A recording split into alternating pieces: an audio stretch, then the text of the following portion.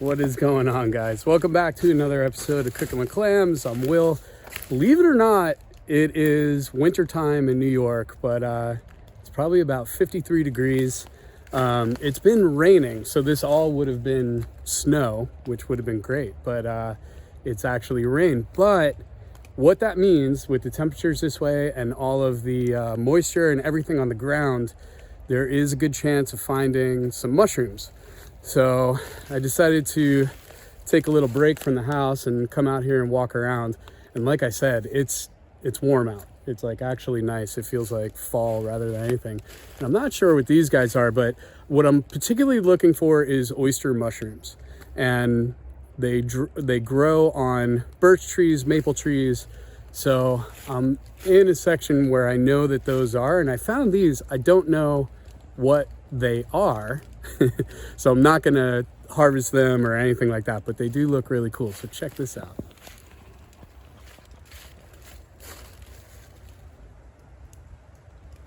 They go all the way up.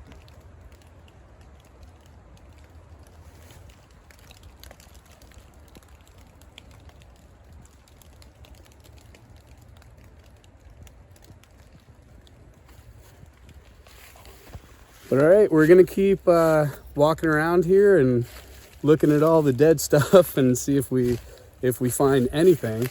And because it's a little bit cold out, what I'm hoping is to find enough to make like a cream of mushroom soup. That would be ideal. All right, let's keep going. So this really is ideal. This is cool. I'm finding a lot of this. I actually don't know what that is either. So we're gonna leave that alone. Oh, what do we got here? I don't know what you are either. It's a bright orange, but it has gills. I don't know. We're gonna leave that alone as well because we don't know what it is. So while a lot of mushroom foraging seems a little bit like a shot in the dark, I do compare it to fishing a lot, because you go to a spot, you fish a spot, and you do really great there. So what you end up doing is going back over and over again to see if it's as good as it was the first time. And it's not guaranteed. That's what's interesting. Sometimes it's great, sometimes there's nothing. So where I'm headed to right now is somewhere that I've actually found oyster mushrooms before, and the same log, as long as it has some life to it, even though it's fallen off a tree, can produce over and over again year after year. So we're gonna head over there and see if we find anything. Okay, so here is the log. And last time they were tucked up underneath there. Oh, I see them. I see them. Oh, hopefully they're good.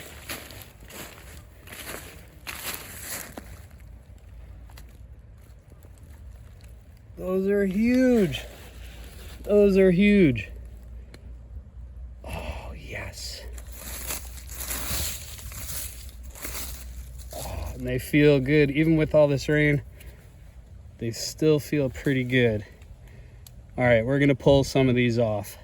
Okay, so pulled this guy off here, and we are still good. So that is one heck of an oyster mushroom.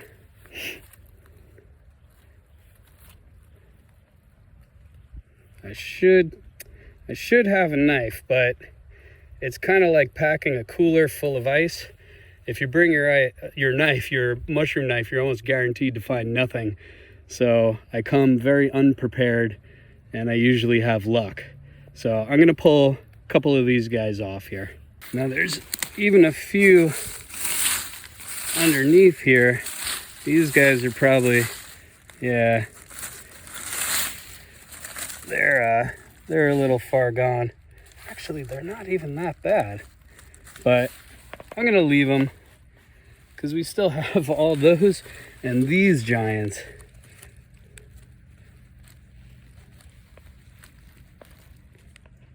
Man, that's so beautiful. Okay, I do feel very lucky. This was just sitting in the house. I thought, you know what? It's been raining for 3 days. It's been around 50 degrees, so why not? Let's go take a look. And sure enough, so yes, I do feel very, very lucky right now, because this is a good haul. How cool is that? They're still in really good shape. They're not slimy at all. The gills are still very intact and look nice. And they smell still like a mushroom and not like anything rotting. So this is a good find. So, sorry, I'm looking to see if there's any more. Because these have been sitting out in the rain, I don't really trust them to sit in the fridge for too long, because they're pretty waterlogged. So I'm gonna clean them up and we're gonna cook them right now. That's our best bet, because I feel like if I wait until tomorrow, it runs the chance of them molding over overnight, and I definitely don't want that to happen. But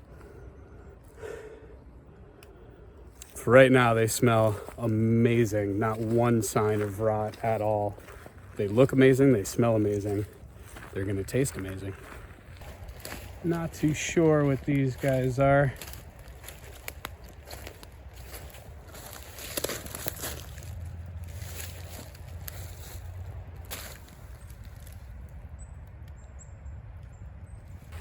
So something I want to point out that I do in all my mushroom videos is eat them at your own risk. Anything that you forage, do not take my word for anything.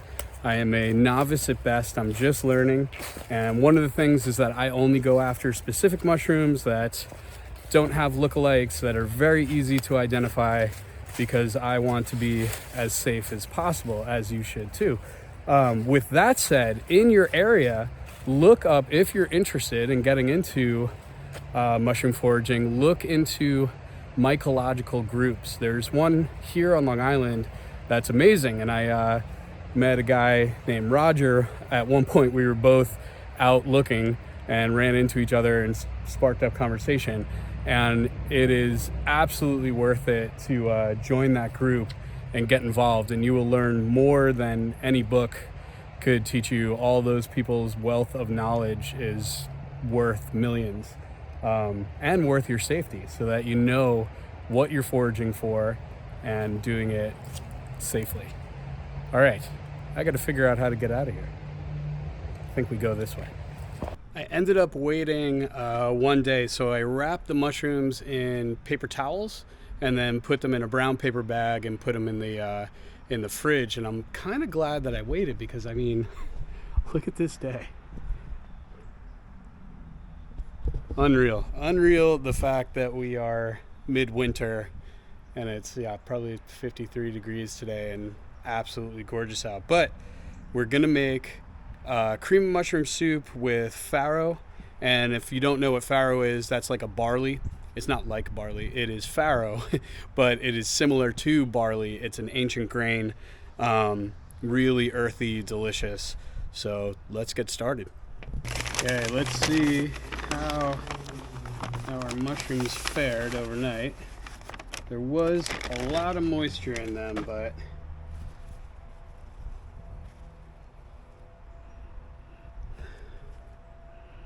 they smell great, they look great. Oh, they're perfect. They are perfect. Okay, and if you're not familiar with the channel, if you're new here, one of the ways that I like cleaning mushrooms is actually with a paintbrush, because you can get in between the gills and you're not adding more water by running them underwater. And we'll just clean those up.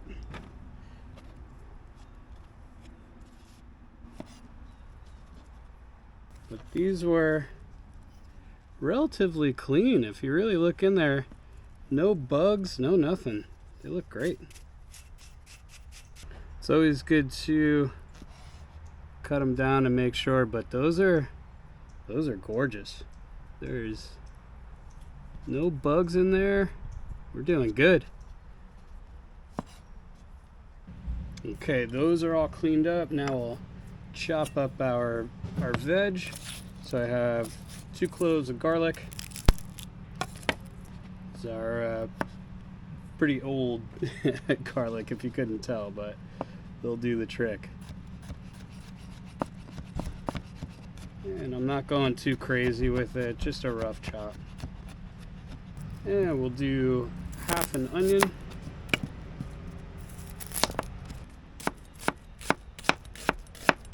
And the same thing, we're not going crazy, just a small chop. Okay, that's perfect. And I have 1 stalk of celery. We're going to chop that the same size as that onion.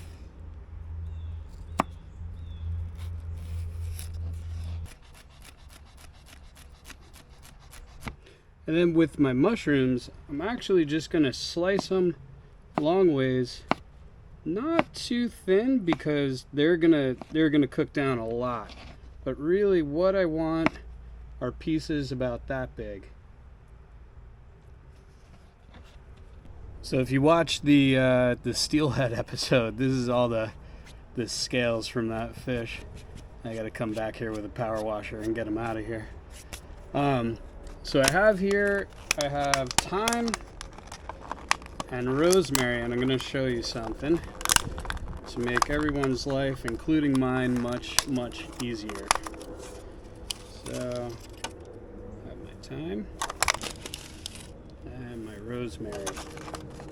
Okay, now instead of sitting and picking thyme leaves and picking rosemary leaves, we're going to fold everything up, and I have here butcher's twine, and this is called a garni bouquet. And what it allows you to do is to throw this into soups or stocks, and you can retrieve it, and you're not peeling sticks out of your mouth when you're eating and fishing through your stock or your soup for pieces that are missing. So you just tie this up like that.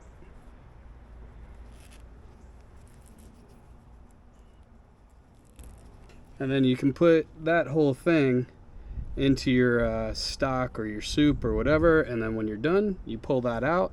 Whatever leaves would fall off the thyme and the rosemary, and it allows you to use a lot more because you can just put that in and get a nice herbal flavor without all the shrapnel of the twigs in there. I have a bunch of canisters that are like, I don't know, maybe like a quarter full. So I'm going to swap them all out. I'm going to use this opportunity to run through them. But we're going to get heat going on about medium heat, some olive oil, and a nice big pat of Kerrygold butter. Celery and onion. And now that that's in there, we add in the garlic as well. And I'm going to cook this down until it's soft. Then we're going to add our mushroom. Now that we're sweat down just a bit on those, the onion, garlic, and celery, we add in our mushroom.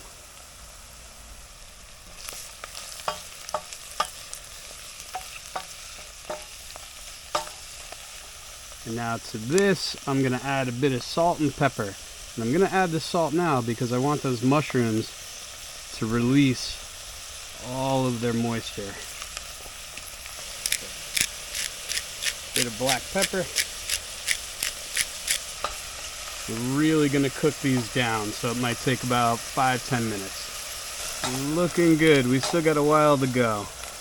Those had, because of the rain, those soaked up so much moisture. They're going to take a while. So those mushrooms are about halfway. So now I'm going to add my farro. I'm only going to add a little bit. I don't want it to overpower the mushroom taste. So maybe about a quarter of a cup there.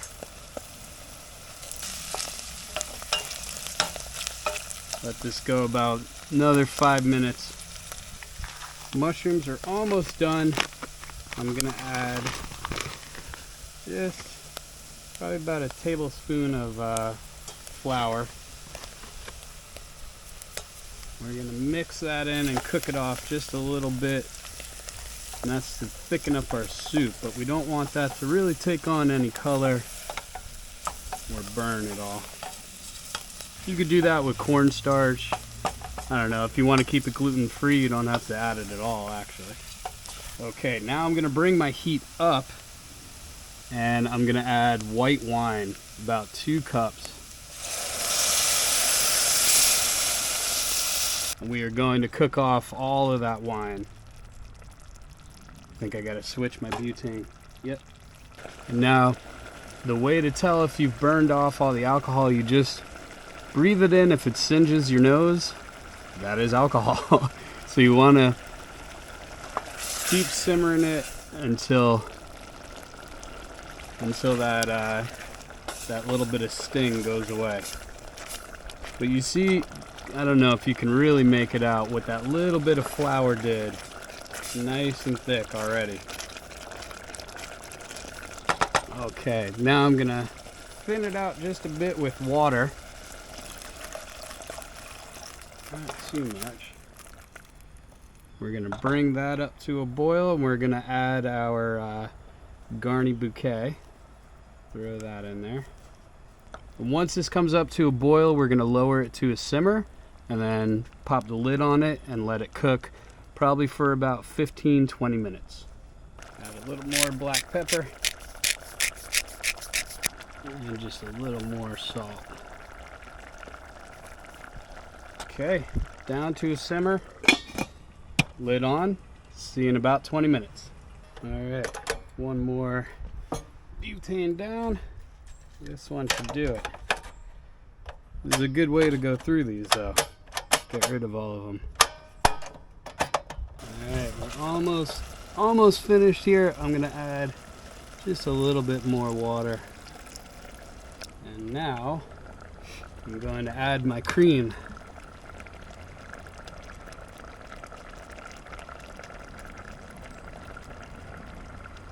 We're gonna bring this back up to a boil and let it go another 10 minutes. Alright, we're looking good. I'm gonna pull our garni bouquet. And we lost a little bit of barley in there, but that's okay. Alright, I'd say we're ready for a plate. That looks beautiful. Actually, give a little taste, make sure we don't need any more seasoning. And also want to make sure that that farro is all the way cooked. A touch more salt.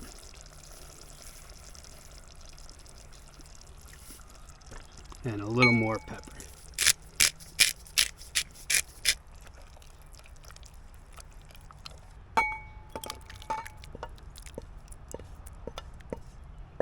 And then on top, a little bit of parsley. And I'm not gonna chop it up, I'm just gonna tear it up with my fingers. I know I've said it before, but parsley is the most underrated herb. It can make things so bright and tasty. Okay, there you go. Our cream of mushroom and farro soup. Let's dig in.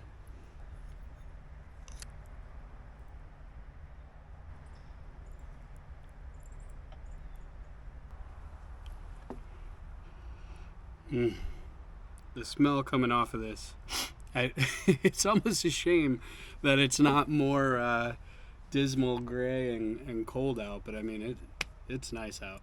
But this is gonna hit just the same.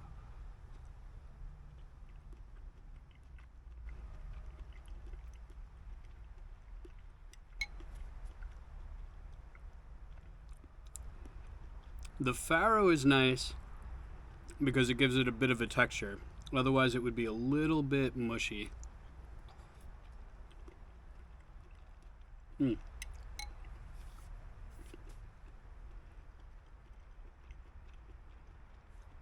The wine I used was one we just had out on the table. It was a sweeter wine. I think I would use a drier, like a Pinot Grigio, even a Sauvignon Blanc. But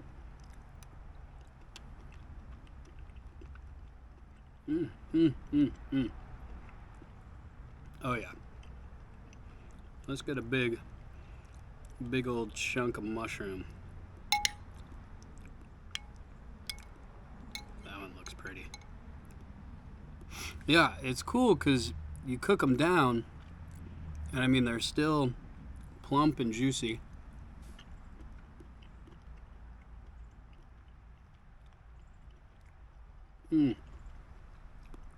Such amazing flavor on that. Really, really nice. Very earthy, but the wine does brighten it up. All that thyme flavor really brightens it up.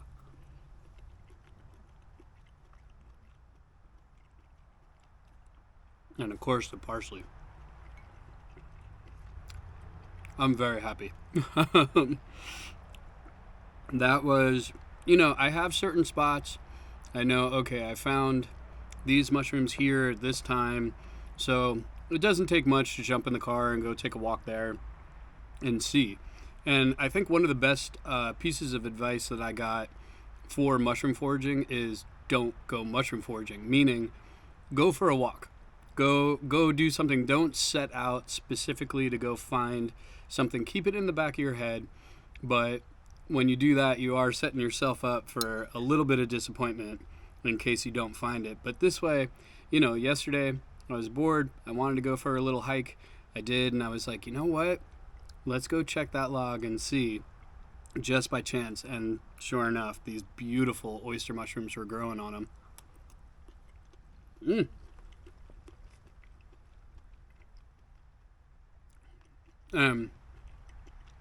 If we ever do see winter again, this would keep you nice and cozy and warm. It is really very delicious. But, all right. I'm going to say goodbye now, but we might... Mama Clams is inside. We might get her to take a bite. We'll see if she wants to be on camera or not. But if we don't see her, thank you for coming along on this adventure. I really appreciate it. I'm here every Wednesday, 6 o'clock. For any of the things that I use as far as sunglasses I wear or any of that, it's all in the description. There's discounts in there for you guys.